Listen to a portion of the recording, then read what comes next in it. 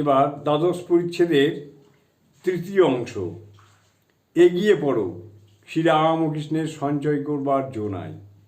ভক্তেরা হাসিতে লাগিলেন, বুঝলেন ঠাকুর বলিতেছেন ঈশ্বরের দিকে এগিয়ে পড়ো, নিজের বর্তমান অবস্থায় সন্তুষ্ট হয়ে থেকো না। ব্রহ্মচারী কাঠুরিয়াকে বলিয়াছিল এগিয়ে পড়ো। কাঠুরিয়া এগিয়ে ক্রমে ক্রমে দেখে চন্দন গাছের বন, আবার কিছুদিন পর এগিয়ে দেখে রূপোর খনি, আবার এগিয়ে দেখে সোনার খনি, শেষে দেখে হীরা মানিক। তাই ঠাকুর বারবার বলিতেছেন এগিয়ে পড়ো, এগিয়ে পড়ো। গাড়ি চলিতে লাগিল। মাস্টার কাপড় কিনিয়াছেন, ঠাকুর দেখিয়াছেন দুইখানি তেল ধুতি ও দুইখানি ধোয়া।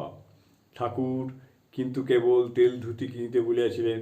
ঠাকুর বললেন তেল ধুতি দুখানি সঙ্গে দাও, বরং ও কাপড়গুলি এখন নিয়ে যাও, তোমার কাছে রেখে দেবে, একখানা বরং দিও। মাস্টার আজ্ঞা, একখানা ফিরিয়ে নিয়ে যাব। শ্রীরামকৃষ্ণ না হয় এখন থাক, দুখানাই নিয়ে যাও। মাস্টার যে আজ্ঞা। শ্রীরামকৃষ্ণ আবার যখন দরকার হবে তখন এনে দেবে। দেখো না, কাল বেনিপাল রামলালের জন্য গাড়িতে খাবার দিতে এসেছিল। আমি বললাম আমার সঙ্গে জিনিস দিও না, সঞ্চয় করবার জো নাই। মাস্টার আজ্ঞা হ্যাঁ, তার আর কি, এ সাদা দুখানা এখন ফিরিয়ে নিয়ে যাব।